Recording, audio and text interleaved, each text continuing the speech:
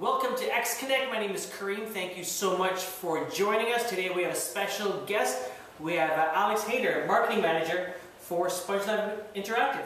How are you? Excellent. How are you? I'm doing very well. Thank you so much for joining us. Thanks for having me on the show. Yeah, coming all the way across from the other side. All the way from the west side. Of the city, yes. Now when you say west side, I think Mississauga. Okay. You think about like Spadina. Yeah, pretty much. So Spongelab, let's talk about that first of all. The website calls Spongelab a global science community. What is Spongelab and what does that mean, global science community? Oh, well, basically Spongelab is a free platform for teachers and students to come online and find and share educational science resources. So Spongelab was founded about 5 years ago in 2007. All right. We started off making science education video games. We had all these awesome games, but we found that the best way to really make use of those games is to involve them properly in school curriculum, using the same tools for assessment and tools for deploying content to students in the classroom.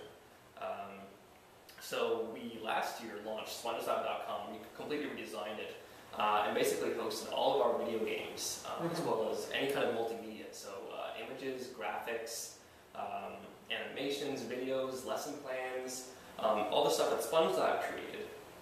But Spongelab is also a community, so it's not just our content, but also content that can be contributed by our users, if it's correct content, for example, Creative Commons licensed content, all that kind of stuff. Okay. So we have this giant database of content that can be deployed to students in online classes. And then on the flip side of that, once content's been deployed to students, teachers can then analyze how the students are using that content and how they're engaging with it in a whole sort of suite of analytics software. And again, all online and all for free.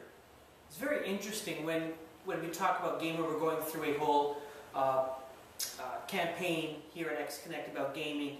And most people, you know, we're talking about gaming from an entertainment, purely an entertainment perspective.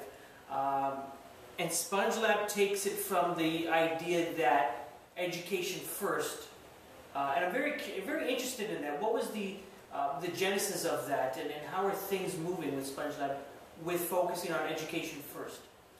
Well, I mean, education, it's an interesting thing for games because games are designed so that the player, in order to beat the game, has to become kind of an expert at it. And that's what makes games a really powerful learning tool, is in order to perceive through the educational games that we design, the player naturally has to become knowledgeable about the subject material and the content that's being built into it. So when we're designing our educational games at Spongelab, we try to keep that in mind, in that we want our players to really understand the content.